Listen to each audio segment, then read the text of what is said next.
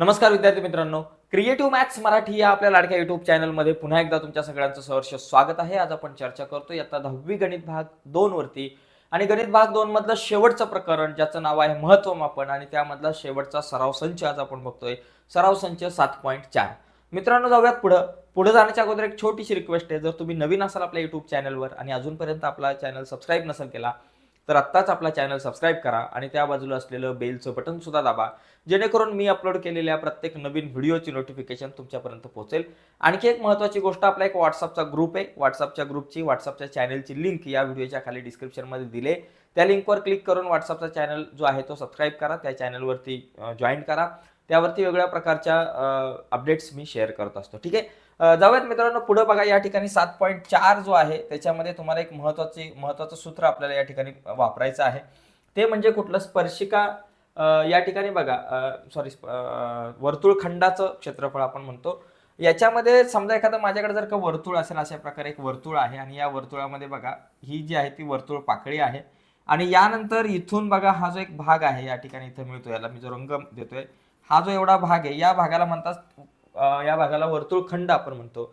आणि या वर्तुळखंडाच्या क्षेत्रफळाचं एक सूत्र आहे, ते काय बाबा? आर वर्ग कंसात पाय थिटा भागिले 360 वजा साइन थिटा भागिले 2 हे सूत्र आहे. हे सूत्र आपल्याला लक्षात घ्यायचं आहे.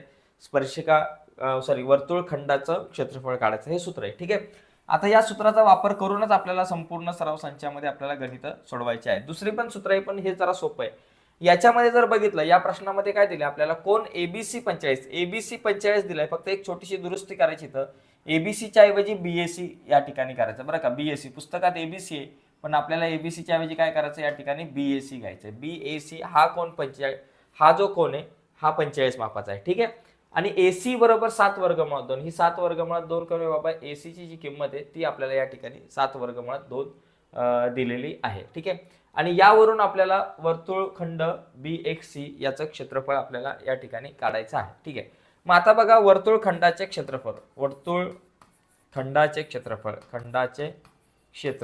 बरं, क्षेत्रफळ आपण या ठिकाणी सूत्र वापरू. वर्तुळखंडाच्या क्षेत्रफळाचं सूत्र काय बाबा? बरोबर आर वर्ग कंसात पाय थिटा भागिले 360 वजा साइन थिटा भागिले 2 हे आपलं सूत्र. आता याच्यामध्ये किमती टाकतो मी. आर वर्ग, आर ची किंमत किती? 7 वर्गमुळात 2. 7 वर्गमुळात 2चा वर्ग बरोबर गुणिले, आणि दुसऱ्या कंसामध्ये आपल्याला दिले पाय थिटा. पायची किंमत 3.14 घ्या गुणिले थिटा किती बाबा? आपल्याकडे 45 भागिले 360 आणि वजा आपल्याकडे साइन थिटा. साइन थिटाची किंमत आहे 45 म्हणून साइन 45 अंश आणि भागिले आपल्याकडे आलं 2. तर हे जे उत्तर आहे ते या ठिकाणी आपण असं लिहू शकतो. या सगळ्या किमती याच्यात टाकू शकतो. आता बघा, आता काय होईल? 7 वर्गमुळात 2चा वर्ग म्हणजे याचा अर्थ 7चा वर्ग 49 आणि वर्गमुळात 2चा वर्ग जो आहे तो फक्त 2 येतो. आता इथं काय येईल आतमध्ये? 3.14 गुणिले 45 भागिले 360. आता 45 ने 360 ला जर मी भाग लावला तर मला काय येतं उत्तर? 45 एके 45, 45 8 360 बरं का. 45 8 360 म्हणजे 3.14 भागिले 8 या ठिकाणी आपल्याकडे उत्तर येईल बघा. 3.14 भागिले 8 आणि वजा साइन 45 ची किंमत. बघा, आपण त्रिकोणमिती या प्रकरणात शिकलो की साइन 45 ची जी किंमत आहे ती किती येते? 1/वर्गमुळात 2. लक्षात घ्या, 1/वर्गमुळात 2 आणि भागिले आपले 2 या ठिकाणी अशा प्रकारे आपण हे कॅल्क्युलेशन करू शकतो. 49 दुने 98 आलं कंसामध्ये 3.14 भागिले या ठिकाणी 8 आहे.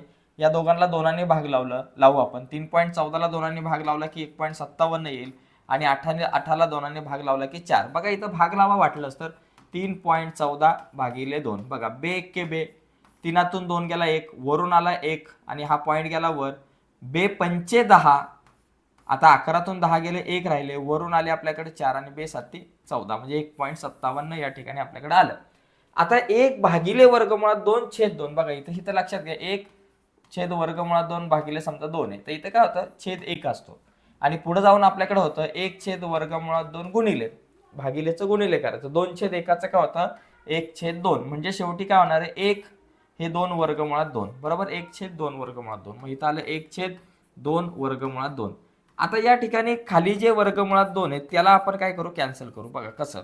1.57 भागिले 4 वजा हिचा वर्गमुळात 2 घालवण्यासाठी आपण काय करू? वर आणि खाली वर्गमुळात 2 गुणू. वर आणि खाली काय करू, वर्गमुळात 2 गुणू. मग वर आणि खाली वर्गमुळात 2 गुणल्यावर काय होईल, वर्गमुळात 2 गुणिले 1 वर्गमुळात 2 आणि भागिले हे 2 गुणिले वर्गमुळात 2 गुणिले वर्गमुळात 2. बघा वर्गमुळात 2 गुणिले 2 2 होतात आणि गुणिले हे 2 किती झाले बाबा, इथं 4 झालं आपल्याकडे उत्तर. किंवा बाबा असं करून लिहा वाटलंच तर व्यवस्थित, 2 गुणिले हे वर्गमुळात 2 गुणिले वर्गमुळात 2 फक्त 2. ठीक आहे. आता पुढे बघा, पुढे आपल्याकडे राहील 98 आपल्या जागेवर जसे तसे, कंसामध्ये 1.57 भागिले 4 वजा वर्गमुळात 2ची किंमत 1.41. बघा 1.41 दिलेली आहे आणि भागिले 2 दुने 4. ओके. आता छेद समान आहे, वरच्यांची डायरेक्ट आपली वजाबाकी होईल. मग या ठिकाणी आपण लिहू 98 आणि वरती वजाबाकी, कंसामध्ये डायरेक्ट वजाबाकी होतील 1.57 वजा 1.41. 1.57 वजा 1.41 भागिले आपल्याकडे आले 4. ठीक आहे. आता 98 गुणिले 1.57 मधून 1.41 गेले. बघा 1.57 वजा 1.41, 7तून 1 गेलाय 6, 5तून 4 गेला 1 आणि इथं 0.16 उत्तर आलं. किती आलं, 0.16. 0.16 भागिले 4. आता 4ने भाग लावला तर 98 गुणिले 4 चोक 16 म्हणून 0.04 येईल उत्तर. किती, 0.04 आपल्याकडे या ठिकाणी उत्तर येणार आहे. म्हणजे 0.04 हे आपल्याला उत्तर मिळेल. ओके. मग आता 98 गुणिले 0.04. बघा 98 ने आता आपण 4ला जर गुणलं, 4 8 32 2 हातच्याला 3, 9 चोक 36, 37 38 39 आलं. 1 आणि 2 घरं सोडून पॉईंट, 3.92. मग आपल्याकडे किती उत्तर आलं, 3.92 चौसेमी.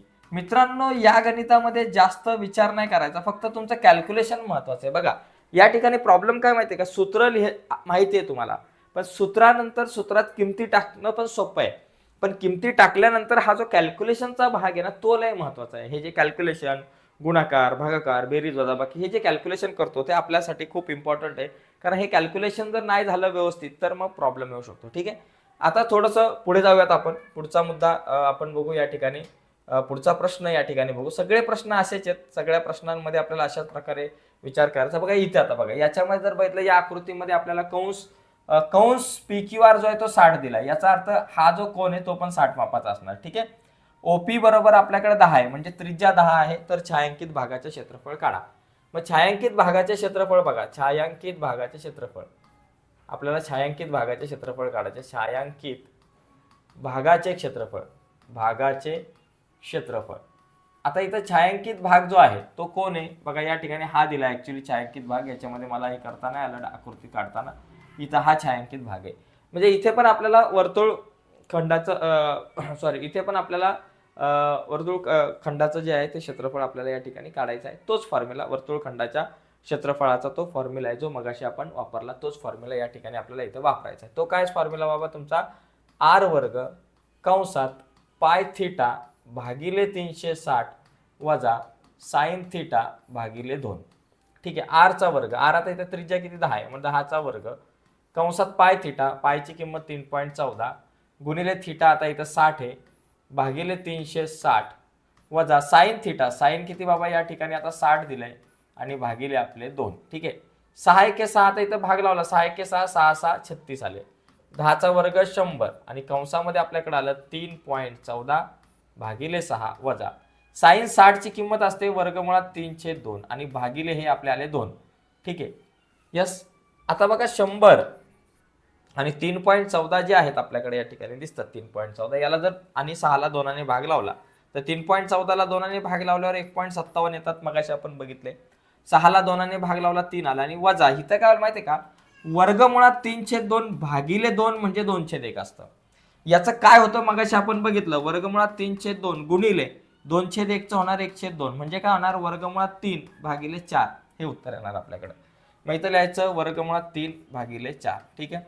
आता परत बरोबर 100 कंसामध्ये 1.57 भागिले 3 वजा वर्गमुळात 3 ची किंमत किती असते बाबा, 1.73. 1.73 भागिले 4. आता इथं काय करू, तिरकस गुणाकार. बघा 100 कंसामध्ये 4 गुणिले 1.57 किती आलं, 4 7 28, 2 4 5 20 आणि 2 22 झाले आणि 4 1 4 आणि 2 6 6.28 बरं का. इथे किती आले 6.28. आता हे कॅल्क्युलेशन करताना छेद समान नाही म्हणजे तिरकस गुणाकार. 4 गुणिले 1.57 6.28 वजा 3 गुणिले 1.73 3 त्रिक 9 हातच्याला आला 1 3 7 21 आणि 1 झाले 22 इथं दिला पॉईंट 3 1 3 4 5 5.29 भागिले 3 चौक 12 ठीक आहे बघा आता 6.28 मधून 5.29 वजा करा 6.28 वजा 5.29 8तून 9 जात नाही 18तून 9 गेले किती राहिले बाबा या ठिकाणी एक लक्षात घ्या इथं आपल्याकडे 1 येतील बरं का 19 येतील कारण बघा 3 त्रिक 9 बघा 1.73 ने जर का आपण या ठिकाणी गुणलं 3ला 1.73 गुणिले 3 3 त्रिक 9 हातच्याला काहीच नाही ना 3 7 21 चे 1 हातच्याला आले 2 3 1 3 4 5 म्हणजे 5.19 येतं 29 च्या ऐवजी 5.19 करा ठीक आहे मग आता 6.28 वजा 5.19 बरं आता या ठिकाणी 18तून 9 गेले किती राहिले बाबा 9 इथे एक हातचा घेतला 2तून 2 गेले 0 आणि इथं आला 6तून 5 गेले 1.09 किती आला 1.09 100 गुणिले 1.09 भागिले 12 आता एक काम करा 100 गुणिले 1.09 2 पॉईंट पुढे सरकतील 109 उत्तर येईल 109 भागिले 12 आता 109 ला 12 ने भाग लावा जे उत्तर येईल ते आपलं 12 ने भाग लावायचा 109 ला बघा 12 8 96 12 9 108 12 9 108 109 मधून 108 गेले 1 आला 1 शून्य घेतला 1 पॉईंट घेतला 12 0 0 इथं आले 10 12 0 0 आणि इथं खाली आले 10 10तून 0 गेले 10 1 शून्य घेतला आणि 12 8 96 ठीक आहे म्हणजे 9.8 आपल्याकडे उत्तर आलं 9.08 चौसेमी हे आपल्याकडे उत्तर असेल चौसेमी अशा प्रकारे मित्रांनो कॅल्क्युलेशनचाच भाग आहे तुम्हाला या ठिकाणी सूत्र माहिती आहे सूत्रात किमती कशा टाकायच्या ते माहिती आहे पण त्याच्या पुढचं जे कॅल्क्युलेशन आहे ते गणित आहे ते लय महत्त्वाचं आहे याच्यामध्ये संपूर्ण प्रश्नात आपल्याला या ठिकाणी संपूर्ण सराव संचामध्ये ही सगळी सूत्र आपल्याला वापरायची आहेत या व्यतिरिक्त कुठलं सूत्र वेगळं असं वापरायचं नाहीये आता इथे बघा इथे जर आपण बघितलं तर इथे सुद्धा तुम्हाला थीटा 30 दिलाय आपल्याला बरोबर PAR हा थीटा 30 दिलाय त्रिज्या 7.5 दिले आणि त्यानंतर वर्तुळखंड PQR जो आहे याचा आपल्याला या ठिकाणी क्षेत्रफळ काढायचं सूत्र तेच आहे बरोबर का वर्तुळखंड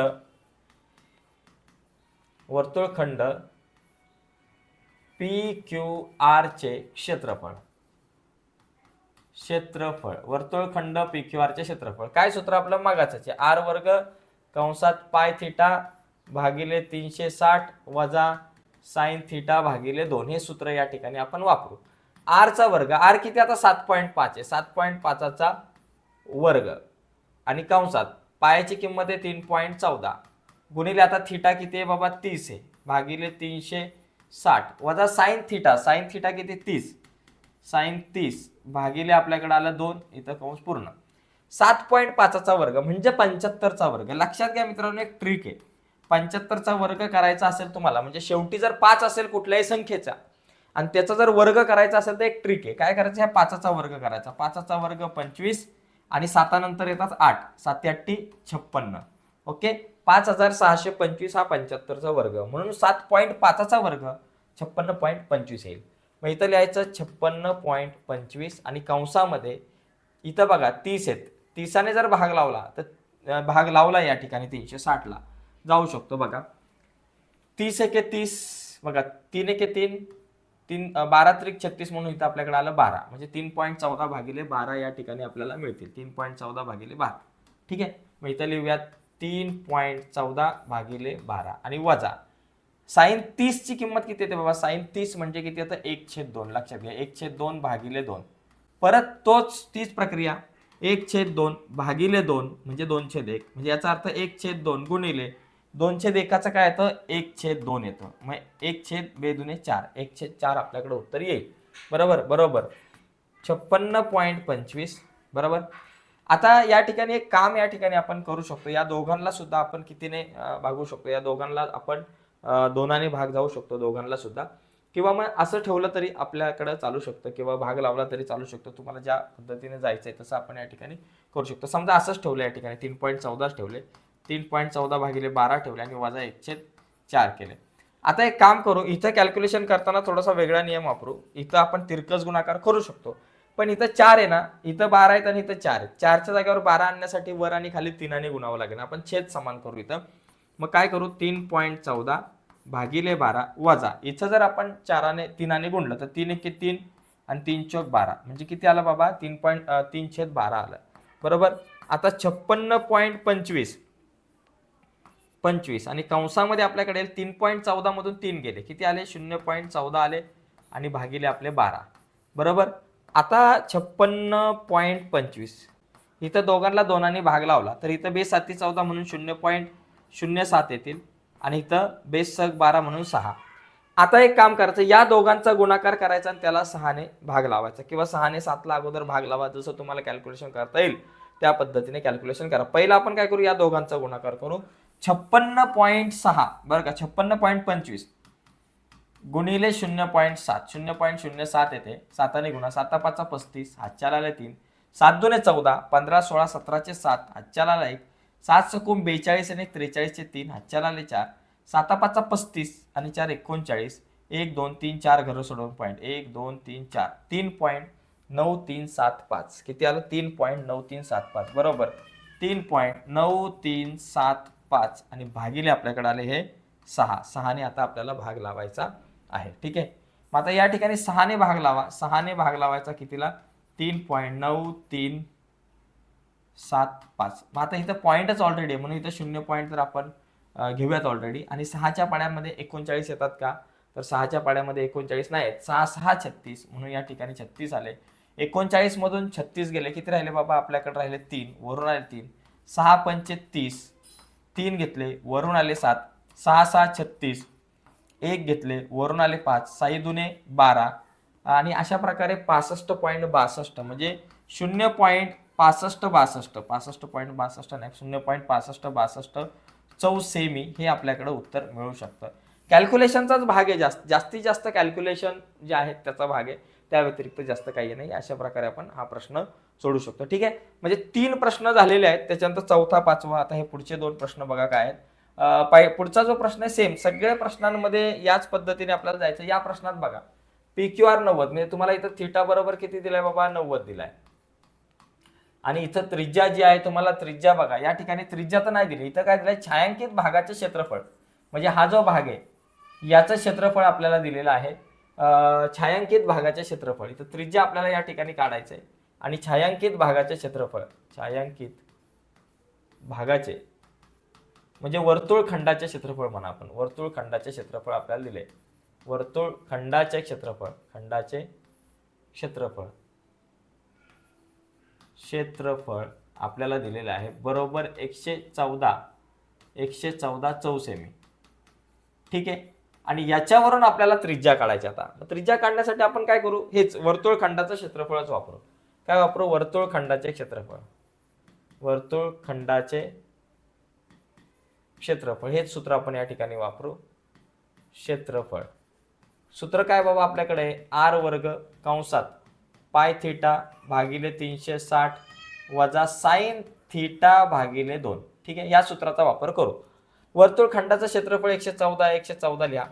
r चा वर्ग r ची किंमत काढायची पाय ची किंमत घ्या 3.14 गुणिले थिटा किती बाबा 90 भागिले 360 वजा साइन थिटा म्हणजे साइन किती बाबा 90 भागिले 2. आता हे कॅल्क्युलेशन करून तुम्हाला इथं r ची किंमत तुम्हाला मिळून जाईल. बघा कशी 114 आपल्या जागेवर ठेवू शकतो r वर्ग आपल्या जागेवर ठेवू शकतो 9 1 9 9 चौक 36 3.14 भागिले 4 बरोबर वजा साइन थिटाची साइन 90 ची किंमत 1 म्हणजे 1/2 ठीक आहे.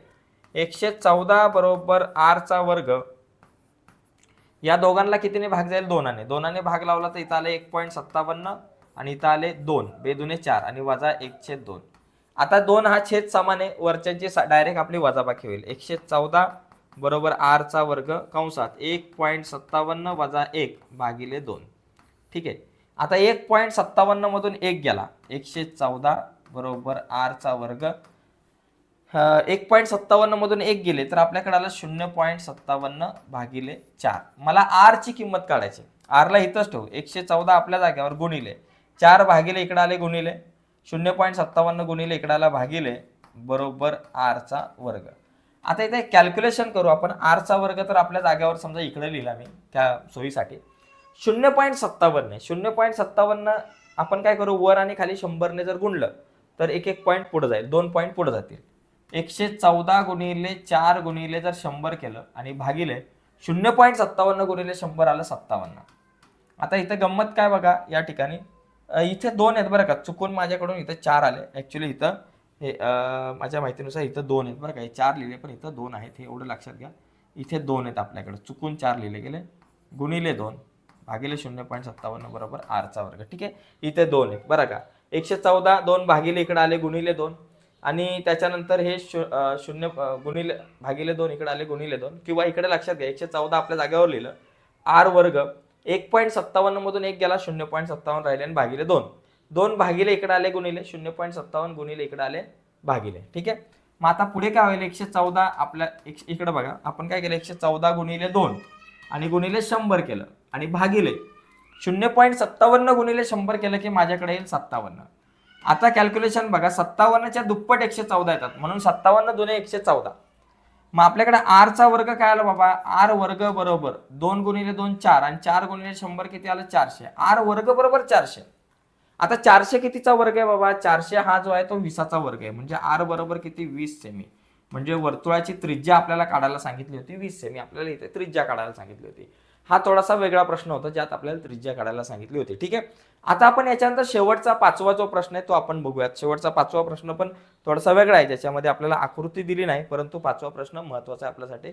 तर बघूयात आता 5वा प्रश्न. 5व्या प्रश्नाकडे जाऊयात. ओके, बघा 5वा जो प्रश्न आहे हा बघा, इथं काय दिलाय की 15 सेमी त्रिज्या असलेल्या वर्तुळाची PQ ही जीवा आहे. आर बरोबर किती 15 सेमी. या वर्तुळाची PQ जीवा आहे.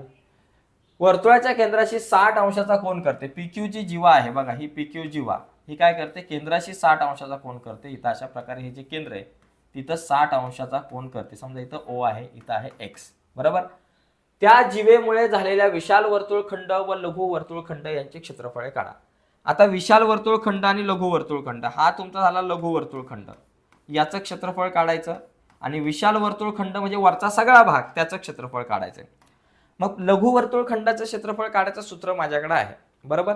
मग विशाल वर्तुळखंडाचं कसं काढायचं, वर्तुळाचं क्षेत्रफळ काढायचं, त्याच्यातून लघु वर्तुळखंडाचं क्षेत्रफळ वजा केलं की विशाल वर्तुळखंडाचं क्षेत्रफळ आलं. तर पहिलं लघु वर्तुळखंडाचे क्षेत्रफळ काढू बरोबर का. मग इथं लिहू लघु आणि थिटा बरोबर माझ्याकडे 60 अंश आहे. लघु वर्तुळखंडाचे क्षेत्रफळ, वर्तुळखंडाचे क्षेत्रफळ, क्षेत्रफळ या ठिकाणी आपण आधी काढू. त्याचं सूत्र आहे आर वर्ग कंसात लघु वर्तुळखंडाचं जे क्षेत्रफळ आहे त्याला आपण A1 म्हणू बरं का. त्याला आपण काय म्हणू A1 बरोबर आर वर्ग कंसात पाय थिटा भागिले 360 वजा साइन थिटा भागिले 2. ओके, हे A1 आपण काढू लघु वर्तुळखंडाचे क्षेत्रफळ बरोबर. आर चा वर्ग, आर किती 15, 15चा वर्ग कंसामध्ये पाय थिटा, पायची किंमत 3.14 गुणिले थिटा किती 60 आहे भागिले 360 वजा साइन थिटा म्हणजे साइन किती बाबा 60 भागिले 2 कंस पूर्ण.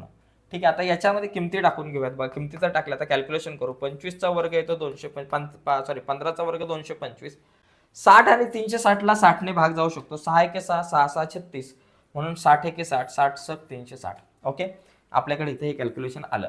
आता याच्यानंतर पुढचा मुद्दा काय बाबा, 3.14 भागिले 6 वजा साइन 60 म्हणजे काय असतं, वर्गमुळात 3/2, वर्गमुळात 3/2 आणि भागिले हे 2. ओके झालं.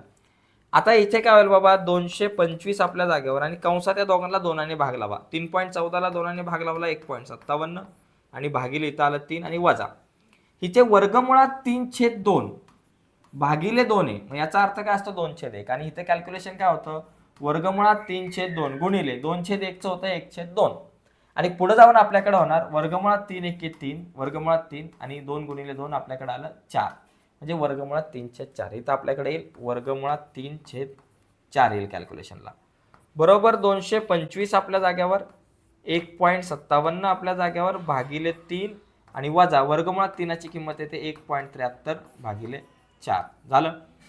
आता इथं तिरकस गुणाकार मला करावा लागणार आहे बरोबर. 225 आपल्या जागेवरती तिरकस गुणाकार 4 गुणिले 1.57, 4 7 28, 6.28 आपल्याकडे येईल वजा 3 त्रिक 9, 3 7 21, आजच्याला आले 2, 3 एके 3 आणि इथं 5.19 आले आणि भागिले 3 चौक 12. ठीक आहे, हे कॅल्क्युलेशन आलं आपल्याकडे.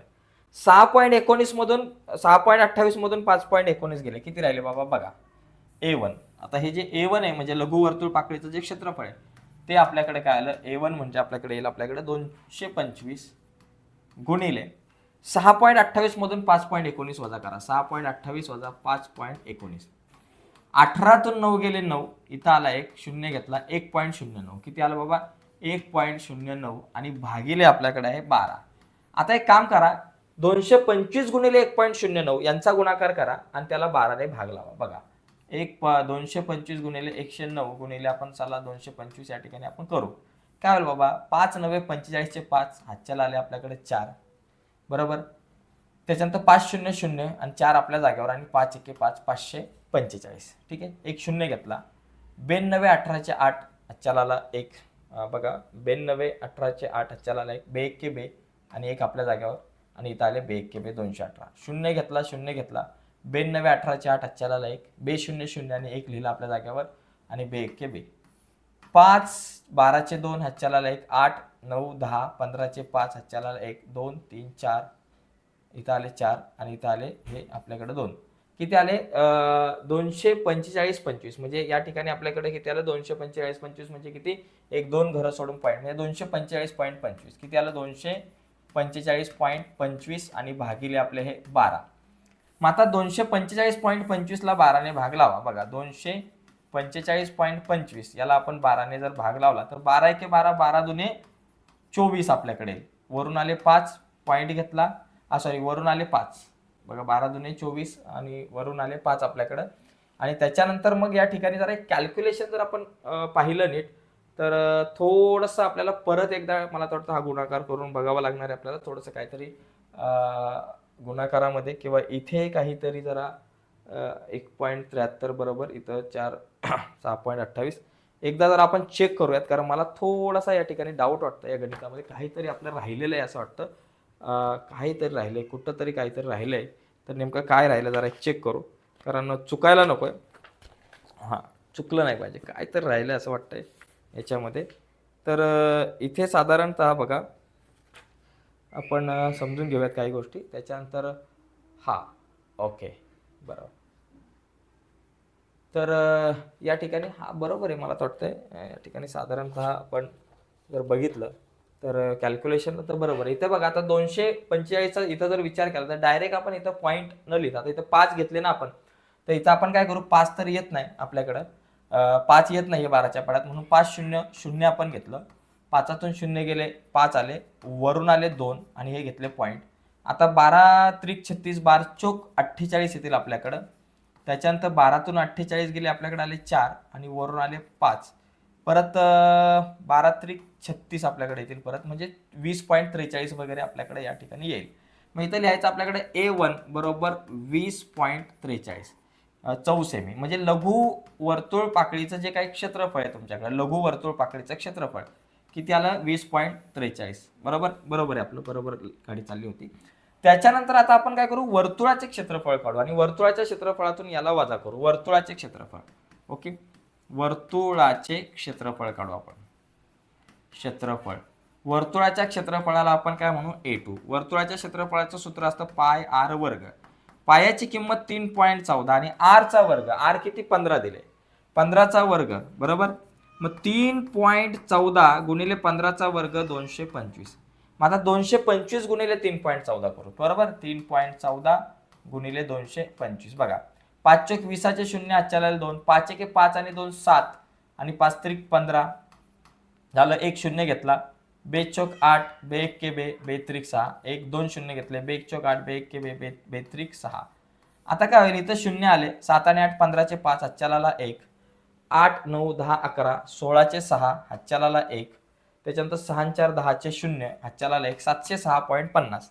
किती आलं, A2 बरोबर 706.50 चौसेमी. हे काय झालं, वर्तुळाचं क्षेत्रफळ चौसेमी, 706.50 चौसेमी. हे आपल्याकडे आलं वर्तुळाचं क्षेत्रफळ. आता आपल्याला विशाल वर्तुळ पाकळीचं क्षेत्रफळ काढायचं आहे. विशाल वर्तुळ पाकळीचे क्षेत्रफळ, मग इथं लिहू आपण विशाल वर्तुळ पाकळीचे क्षेत्रफळ. विशाल वर्तुळ पाकळीचे क्षेत्रफळ, वर्तुळ पाकळीचे क्षेत्रफळ, ओके, क्षेत्रफळ हे काय करायचं आपल्याला A2 मायनस A1 म्हणजे वर्तुळाच्या क्षेत्रफळामधून लघु वर्तुळ पाकळीचे क्षेत्रफळ वजा करायचं, किंवा असं जरी लिहिलं लघु वर्तुळाचे क्षेत्रफळ वजा लघु वर्तुळ पाकळीचे क्षेत्रफळ तरी सुद्धा चालू शकतं. वर्तुळाचं क्षेत्रफळ किती 706.50 आणि वजा 20.43. ठीक आहे, 20.43. आता ही वजाबाकी जी आहे ती आपण या ठिकाणी करू आणि ही वजाबाकी करून जे उत्तर येईल ते तुमचं बघा. 706.50 वजा 20.43.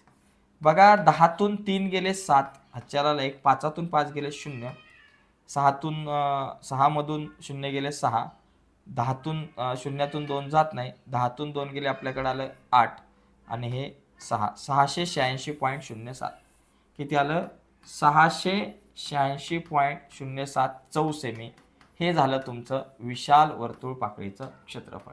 तर अशा प्रकारे आपण या प्रश्नाकडे येऊ शकतो. 686.7 म्हणजे 2 प्रश्न विचारले होते. लघु वर्तुळ पाकळीचं क्षेत्रफळ होतं 20.43 चौसेमी आणि विशाल वर्तुळ पाकळीचं क्षेत्रफळ 686.07 चौसेमी. तर एकंदरीत अशा प्रकारे आपण या प्रश्नाचं उत्तर सोडवू शकतो आणि अशा प्रकारे आपला सराव संच जो आहे तो संपूर्ण झालेला आहे. सराव संच 7.4 झालेला आहे आणि संपूर्ण सराव संच आपले संपलेले आहे त्या प्रकरणातले. तर आजच्या या व्हिडिओमध्ये आपण इथंच थांबूयात. पुढच्या व्हिडिओमध्ये आपण नवीन एका कन्सेप्ट सोबत तुमच्या भेटीला येऊयात. आणि एक महत्त्वाची गोष्ट मित्रांनो, थांबण्याच्या अगोदर तुम्हाला जर गणित विषय अवघड जात असेल तर काळजी करू नका. गणित विषयाच्या संदर्भात आपण एक कोर्स बनवलाय, आपला ॲप आहे, ॲपचं नाव आहे क्रिएटिव्ह मॅथ्स मराठी. या ॲपवरती एक कोर्स बनवलाय. तो कोर्स तुम्ही परचेस करू शकता 499 रुपयाला. आता हा ॲप जो आहे तो तुम्ही प्ले स्टोअरवरून डाउनलोड करू शकताय आणि ॲप प्ले स्टोअरवरून डाउनलोड केल्यानंतर आपला हा जो कोर्स आहे तो कशा प्रकारे तुम्ही परचेस करू शकता तर ते आपण बघूयात आपल्या मोबाईलच्या स्क्रीनवर जाऊन. तर जाऊयात मोबाईलच्या स्क्रीनवर.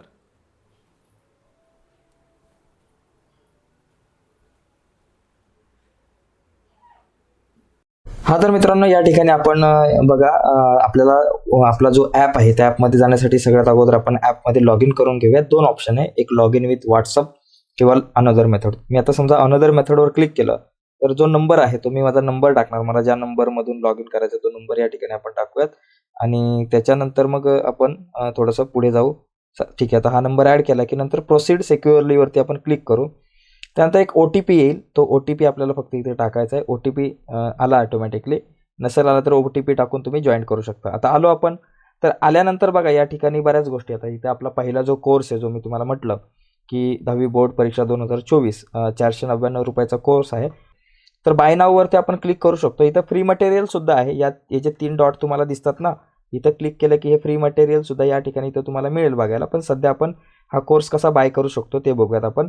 तर बाय नाववरती आपण क्लिक करायचं आणि नंतर इथं आय एम इंटरेस्टेडवरती क्लिक करायचं. ओके, आय एम इंटरेस्टेडवरती जर क्लिक केलं की तुम्हाला डायरेक्ट व्हॉट्सअपला एक मेसेज जाईल. ओके, फक्त त्या व्हॉट्सअपला मेसेज गेला की त्या व्हॉट्सअपवरती जाऊन तुम्हाला क्लिक करायचं. आता मी आलो व्हॉट्सअपवरती मेसेज येईल आणि इथं मग बाय नाववरती क्लिक करायचं. ओके, आता इथं बाय नाववर क्लिक केलं की तुमच्यासमोर बरेचसे ऑप्शन्स येतील.